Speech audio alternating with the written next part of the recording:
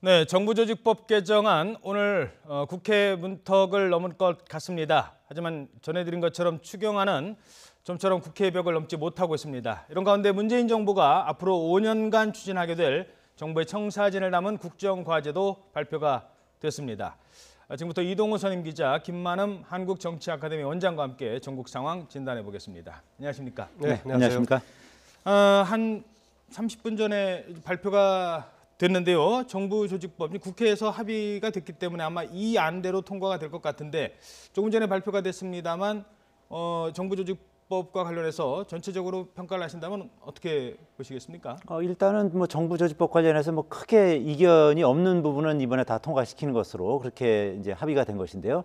다만 이제 물 관리를 환경부로 일원화하는 부분에 있어서는 야당이 반대를 하고 있기 때문에 이 부분은 이제 9월까지 논의를 해서 최종 결정하겠다 이렇게 했고, 나머지 부분은 다 합의가 된 거죠. 예를 들면은 좀 전에 말씀드렸듯이 미래 창조부 같은 경우는 과학기술정보통신부로 바꾸고 그 산하에 이제 차관급인 과학기술혁신본부를 두기로 했고요.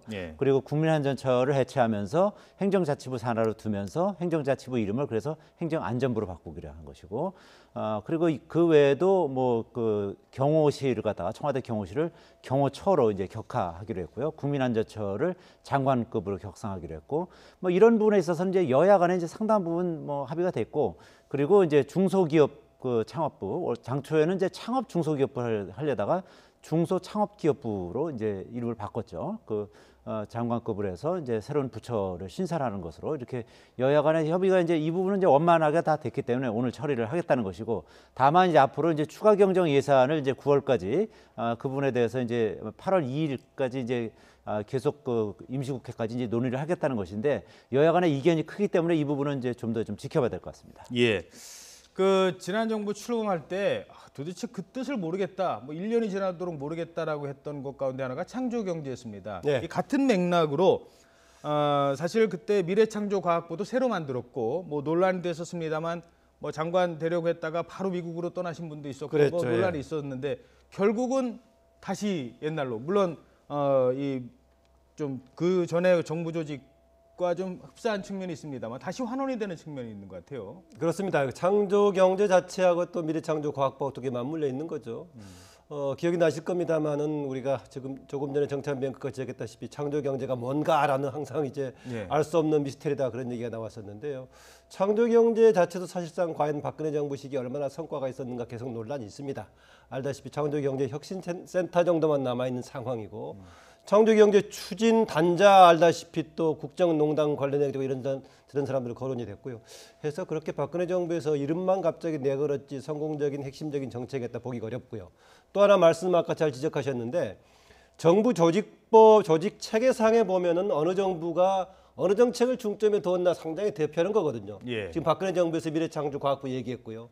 오래전 이야기입니다만은 한국 전쟁 다음에 자유당 시기에 있었을 때 부흥부라는 게 있었죠. 그때요. 우리나라 이제 산업건설을 새로 시작하자, 또 전쟁으로 폐허화된 나라 되살리자 부흥부가 있었고, 다음에 1960년대 박정희 정부 시기에 경제기획원이 생겼지 않습니까? 그렇죠. 60년대 말부터 통일부 생기고, 또 여성 인권 이런 걸 강조했던 시기가 김대중 정부 때 여성부 생겼다. 여성부 새로 만들어졌죠. 이런 점에서 정보통신부도 생겼고요. 정보통신부 자체는 YS 정부 말기 때 생겼으니까요. 그래서 정부 조직 체계상 자체가 그 정부가 어느 정책을 지향하고 있는 걸 보여준다.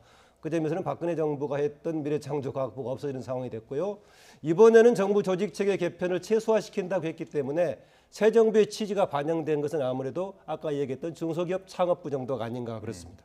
중소기업을 좀 강조하는 측면이 있었고요. 그다음에 경호실도 좀 단계를 좀 떨어뜨리고 그런 식으로 바뀌는 것 같습니다. 보훈처는 좀 약간 격상을 시킨 그런 게 있죠. 자, 자세한 정부 조직 관련 내용은 정리가 좀 된 다음에 다음 뉴스에서 좀 자세히 전해드리도록 하겠습니다. 자, 그렇다면 문재인 정부는 앞으로 5년간 어떤 일을 추진하게 될까요? 어제로 취임 70일을 맞은 문재인 대통령이 향후 5년간 실행할 100대 국정과제를 발표했습니다. 문 대통령의 발언 잠깐 들어보도록 하겠습니다. 새 정부는 촛불혁명의 정신을 이을 것입니다. 국민이 주인으로 대접받는 국민의 나라, 모든 특권과 반칙, 불공정을 일소하고 차별과 격차를 해소하는 정의로운 대한민국을 만들겠습니다.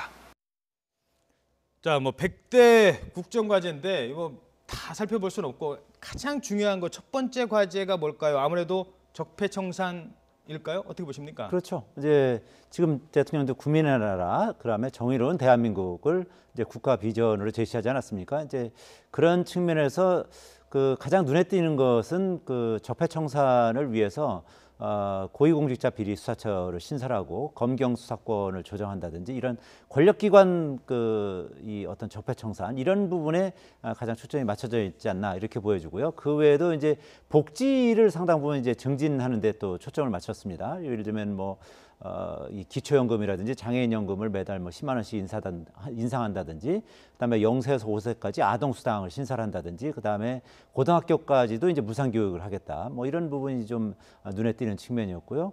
그 외에도 이제 대통령 선거에서 이제 결선 투표제를 도입한다든지, 아니면 국회의원 선거에서 권역별 비례대표제를 한다든지, 뭐 그리고 선거 연령을 19세에서 18세로 낮춘다든지 이런 부분이 좀 눈에 띄는 뭐 그런 측면이 있었습니다. 예, 적폐라는 것은 반성에서 시작을 하는 거예요. 반성의 개념이 있고요. 반성이라는 건 결국 지난 정부의 과오를 얘기하는 걸 겁니다. 그래서 그럴까요?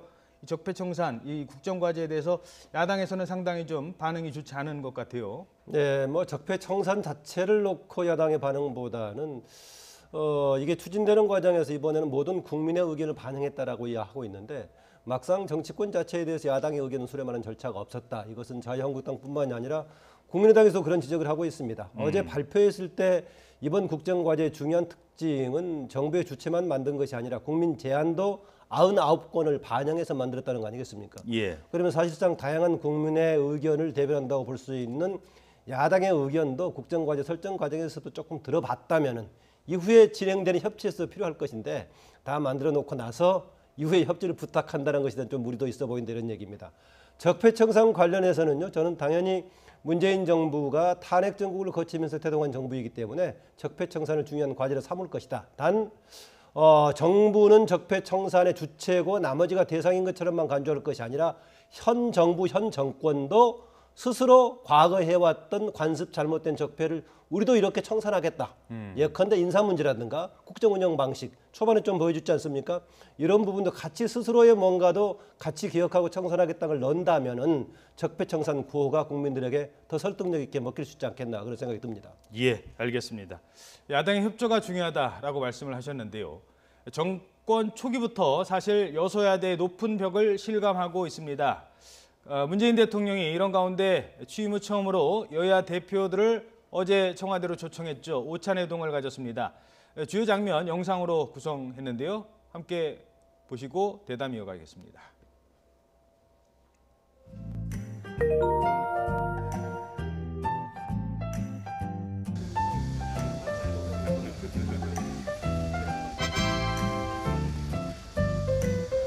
추경이고 뭐고 좀 떨어져야 뭐. 네. 그러니까 추 들어간 걸 다 싫어한다고 고추, 배추, 상추 이 3종을 지금 못 드시고 있어요. 그쪽은.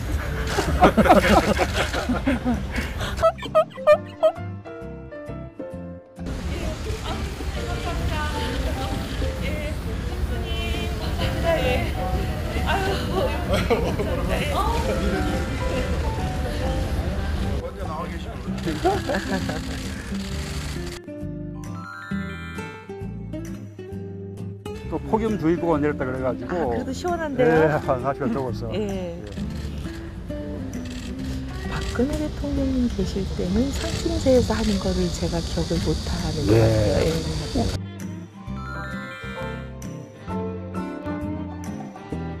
다행입니다. 선포를 하신다고? 계곡? 처음 오신 분들 위해서 저희 계곡을 잠시만 좀 구경하시.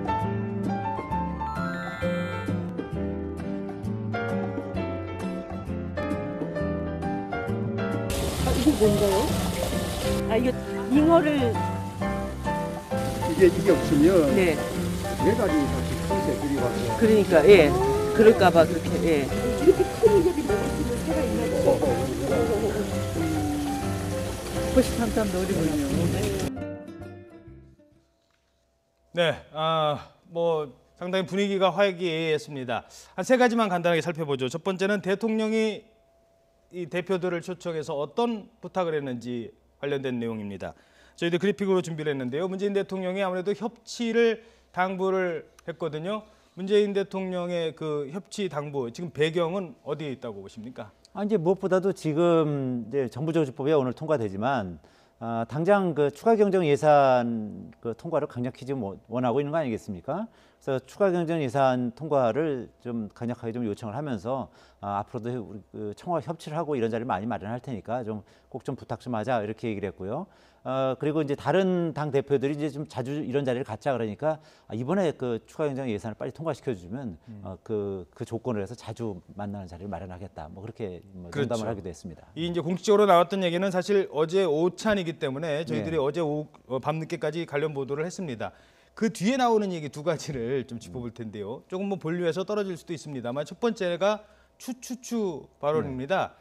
그 추미애 대표가 이런 얘기를 했죠. 뭐 상추, 고추, 배추만 드시지 말고 뭐 추자 들어간 거 다 드셔야 된다. 추미애도 드시옵시오. 뭐 비슷한 얘기를 했어요. 제가 차마 이제 말을 못 하겠는데, 근데 그 발언을 놓고 이게 좀 표현이 좀 그렇지 않느냐. 아무리 여성 대표가 본인 입으로 한 얘기를 하지만 농담이라지만 이런 얘기가 나오고 있어요. 그러니까 추미애 대표가 뭐 아시다시피 성격이 좀 시원시원한 측면이 있고 좀 상당히 적극적이지 않습니까? 뭐 다른 당 대표 뭐 팔짱도 막 그 끼고 뭐 그런. 그렇죠. 그리고 어제도 이제 들어가면서 이제 청와대 장하성 정책실장하고 팔짱 끼고 그 입장하는 뭐 그런 화면도 있었는데요.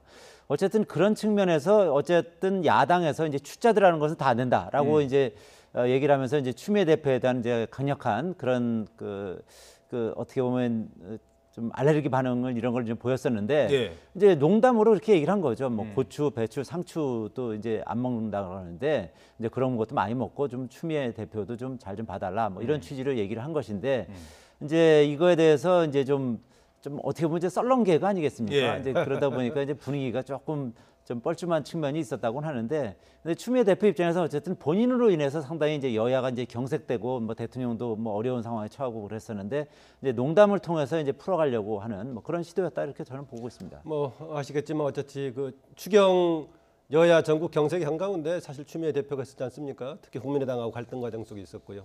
그 전에 국민의당이 이 문제를 자유한국당까지 중재시켜서 잘 해결하려고 하는 국면에 그 제보 조작 사건 터져가지고 추미애 대표가 상당히 강하게 공격하면서 그 문제가 터졌습니다. 그랬을 때 나왔던 얘기가 추미애, 추경 둘 다 지금 논란이 되고 있다 했는데 아마 그 연장선상에 한 것 같습니다. 그리고 그 박주선 국민의당 비대위원장이 전했던 선거 전에 일은 잊어버리고 이제 강을 건넜으니 뗏목 버리고 서로 새로 시작하자는 얘기인데, 제가 생각을 해보니까는요, 저기에 사실상 대선 후보로 나왔던 사람 한 명도 없는데 왜 갑자기 선거 전 일을 잊어버리자고 문재인 대통령이 얘기했을까 조금 궁금해지더라고요. 언론들은 그냥 막 지나갔었는데 혹시 그게 지난번 얘기 나왔던 제보 조작을 둘러싼 논란, 이거 그냥 지나가자 그런 얘기가 아닌가 그렇습니다. 역시 알겠습니다. 그 뭐 논란의 여지는 있을 수 있으니까요. 그리고 또 한번 하나 지적할 게 홍준표 자유한국당 대표가 참석을 하지 않고 나는 청주로 가겠다. 마이웨이 행보를 했어요. 그렇죠. 이제 어제 그 홍준표 대표가 이제 공개적으로 얘기를 했죠. 들러리 서는 것이 싫어서 청와대 가지 않았다. 그리고 그렇기 때문에 이제 청주 수해 현장에서 이 복구하는 이제 봉사 활동으로 이제 대신했죠. 지금 이제 화면이 나오고 있습니다만 어쨌든 홍준표 대표 입장에서는 어쨌든 그 제1야당이고 100석이 넘는 정당이기 때문에 나름대로 어떤 존재감을 과시하기 위해서 이번 그 첫 그 회동에 참석하지 않은 것인데, 이제 다음 회동 자리가 있다면 그때는 반드시 참석하겠다고 이제 했지요. 그렇기 때문에 일단 어제 첫 그 회동에 이제 불참하면서 나름대로의 어떤 제1야당으로서의 어떤 존재감이랄까 이런 부분을 이제 과시하려는 측면은 있었습니다만 어쨌든 국민적으로는 호응을 얻지는 못하는 뭐 그런 측면도 있는 것 같습니다. 근데 이제 다녀와서 오늘 그 아침 일부 언론 보도에 이런 보도가 나오고 있습니다. 사진으로 한번 보도록 하시죠. 홍준표 대표가 어제 청주 수해 현장을 직접 방문해서 약 1시간가량 뭐 봉사를 하고 왔다고 합니다. 지금 삽을 들고 이렇게 일을 하고 관계자들과 얘기를 하고 있는 이런 모습이 공개가 됐는데, 일을 하러 가기 전에 장화를 신지 않습니까? 그런데 본인이 직접 신으신 게 아니라 다른 사람이 저렇게 옆에서 좀 도와줬나 봐요. 근데 이게 좀 보기에 따라서는 좀 불편해 보일 수도 있거든요. 어차피 정치 행위인데 네. 괜히 논란의 소지를 불러일으키는 그냥 상황 본인이 신을 수도 있는 거 아니었나요? 그렇습니다. 이제 뭐 그렇게 보기에 따라 다를 수 있겠죠. 민생 현장 어제 갔을 때 오늘은 바로 민생 현장 서민 행보를 하시네요라고 하니까 저는 이 시간만이 아니라 24시간 서민과 민생 현장에 있다라고 했었는데 1시간만 하고 가니까 1시간만 하고 가는 이런 얘기 있습니다. 그런데요, 장화는 아시겠지만 딱 차분하게 앉아서 본인이 신을 수도 있겠지만은 장화가 좀 길기 때문에 경우에 따라서는 다른 사람이 신게 줬을 때 편할 수 있는데요. 그래도 바로 지금 이제 이번에 물난리 난 곳에 제1야당 대표가 갔다면은 오히려 솔선수범해서 하는 게 좋을 것인데 보기 좋은 모습은 아닌 것 같습니다. 예, 뭐 그 정도로만 하도록 하죠. 자, 그리고 다음 얘기입니다.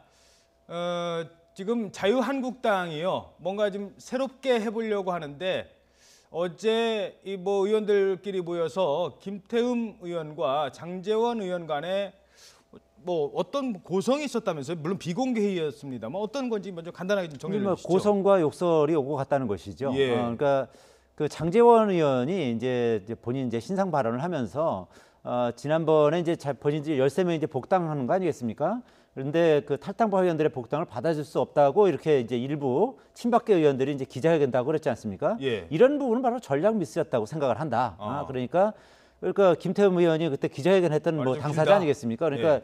이제 좀 불쾌하겠죠. 그러니까 장 의원 말이 너무 길다. 짧게 해달라. 그러니까 뭐 3분밖에 하지 않았다. 장 의원이 이제 그렇게 얘기를 했고요. 예. 그러니까 그러면서 이제 거기서 이제 감정이 격화된 게 이제 김무성 그 전 새누리당 대표와 김태흠 의원이 상당히 사이가 안 좋거든요. 예. 이제 그런 부분까지 이제 장제원 의원이 이제 언급을 한 거죠. 이제 그러다 보니까 이제 거기서 김태흠 의원이 이제 육두문자가 나오게 된 것이죠. 아하. 그러면서 장제원 의원은 또 그에 대해서 이제 반발하면서 또 막 그 고성을 지르고 뭐 그래서 완전히 뭐 그냥 그 새누리당 그 어제 최고위원 그 재선 의원 연석회의가 아수라장이 됐고 홍준표 대표가 그 만류하기도 했습니다만 뭐 상당 기간 그 두 의원 사이에 어떤 뭐 고성과 욕설이 오고 가는 뭐 그런 해프닝이 있었다는 것이죠. 예. 그래서 직접 들어봤습니다. 이 두 의원의 이 같은 상황에 대해서 각각 어떤 입장을 내놨는지 그 내용 함께 들어보도록 하겠습니다. 두 의원의 얘기를 모두 들어보겠습니다. 내가 한마디를 하게 되면 지금 당에 또 분란을 낳고 또 여러분들이 한마디로 정리될 수 없는 당의 복잡한 상황이잖아요. 내가 김태흠 의원하고 지금 같이 얘기를 한다는 거는 그분 인지도 높여주는 거야. 본인이 해당된 부분들을 또 전략 미스라는 이런 얘기들을 한다든가 하는 부분들이 제가 볼 때는 좀 철부지 같아서 그만 좀 빨리 끝내라라고 얘기해서 저는 좀 원정이 있었습니다. 그런데 이제 카메라 앞이라 좀 자제를 하는 듯합니다만 앙금은 남아 있는 것 같은데 지금 안 그래도 자유한국당이 어떤 분위기입니까? 지금 지지율 거의 뭐 바닥을 향해서 지금 가고 있는데 당내 저런 모습까지 어떻게 보세요? 안 그래도 어떤 분위기냐라고 볼 수 있겠고요. 바로 당에 그런 사정이 있기 때문에 지금 서로 충돌하고 있는 게 아닌가 좀 그렇습니다. 아마 당이 정비가 되고 국민들이 특히 보수 진영이 지지 않을 정도의 중심을 잡고 있다면은 당 내부의 질서가 잡혔을 것인데 지금 어디로 갈지 모르고 있는 거 아니겠습니까? 새로 들어온 혁신위원장이 가고자 하는 방향하고 당 내에서도 다른 사람들이 주장하는 방향하고 정비가 안 돼 있는 상황이고 뭐 원내 107석이기는 합니다만은 지지로 보자면 아주 뭐 하위권에 처져 있는 상황이기 때문에 예. 당의 현실이 여러 가지 좀 그런 문제를 야기할 수밖에 없는 그런 환경이 아닌가 그렇습니다. 알겠습니다. 한 가지만 더 짚어보죠. 청와대 문건 공개를 놓고 결국은 정치권의 갈등이 법정으로 갈 것 같습니다. 추미애 민주당 대표, 자유한국당 정우택 원내대표의 발언 먼저 들어보시죠. 청와대 캐비넷이 적폐 청산을 위한 섀도우 캐비넷 역할을 하고 있다 하는 소리까지 들릴 지경입니다. 문제의 본질은 국정농단의 실체이며 청와대가 그 배후였음을 드러내는 것입니다. 또한 정치보복으로 몰고 가려는 의도는 일고의 가치도 없다 하는 것을 밝힙니다. 정치적 의도뿐만 아니라 저희들은 법적으로 지금 적법성 문제에서 저희들은 위법성이 지금 굉장히 높다 이렇게 보고 있습니다. 재판이 진행 중인데 이것을 청와대가 생중계까지 요청을 하면서 이것을 했다는 것은 상당히 그 여론 몰이와 함께 재판에 영향을 미치려는 그런 다분한 정치적 의도가 있다고 보고 있습니다. 네, 이러면서 자유한국당 결국 문건을 공개한 박수현 청와대 대변인을 검찰에 고발했죠. 이거 법적 공방으로까지 갈 것 같습니다. 대통령 기록물 관리법 위반으로 지금 이제 법적 고발 조치를 했는데 뭐 두고 봐야겠습니다. 아마 청와대에서 이 문건을 공개할 때도 법적인 여러 가지 타당성을 좀 검토하지 않았겠나 그렇습니다만은 논란 여지를 좀 남기고 있습니다. 그냥 제 수준에서 봤을 때는 청와대에 남아있는 상태는 아직 대통령 기록물이긴 하지만은 분류 등급은 되지 않은 상태가 아닌가라는 생각이 듭니다. 그랬을 때 어떤 상황으로 정리를 하고 했을 것인가 어쨌든 간에 청와대는 검토했을 것이다. 다만 모든 문건 자체가 국정농단 문건은 아니고 청와대 문건인데 그중에 상당수에는 국정농단하고 관련된 문건이 들어있다라는 주장이 현재 새 정부 청와대 주장 같습니다. 예, 어떻게 보세요? 이제 법적 공방으로 가면 지금 여야 간의 공방이 장기화될 것 같은데요. 쉽게 지금 재판은 재판이고 또 문건 공개는 문건 공개대로 또 이 법적으로 논란이 될 것 같거든요. 뭐 그럴 수밖에 없겠죠. 어쨌든 검찰에 고발을 했기 때문에 그 과정에서 이제 검찰에서 조사를 할 것이고 그에 대해서 이제 법률적인 검토를 해서 뭐 관련자 조사까지 이제 이어지지 않겠습니까? 그렇게 되면 이것이 이제 뭐 법적으로 문제가 될 것인지 안 될 것인지 이제 확연하게 이제 판가름이 날 텐데 현재 이제 전반적으로 법조계에서는 어쨌든 이게 대통령 기록물로 지정이 되지는 않은 상태이기 때문에 이것이 법적으로 크게 문제되지는 않을 것으로 이제 보는 시각이 더 많은 것 같아요. 그리고 어쨌든 청와대에서도 이와 관련해서 이제 법적인 어떤 법률적인 검토를 충분히 하고 나서 이제 공개한 것으로 보이고 이런 어떤 구체적인 내용 같은 경우는 이제 국민의 알 권리 차원에서 필요하다고 보고 이제 공개를 했기 때문에 이런 부분에 대해서 이제 검찰이 어떻게 판단할 것인지 좀 더 지켜봐야 될 것 같습니다. 예, 한 30초밖에 못 들을 것 같습니다. 지금 야당의 자유한국당의 그 기본적인 생각은 아니 엎어진 정권 등 밟지 마라. 한번 엎어졌고 탄핵됐고 이 정도 됐으면 그만하자라고 하는 그 배경이 좀 깔려 있는 것 같아요. 그 연장선상에서 오늘 대법원이 결정합니다.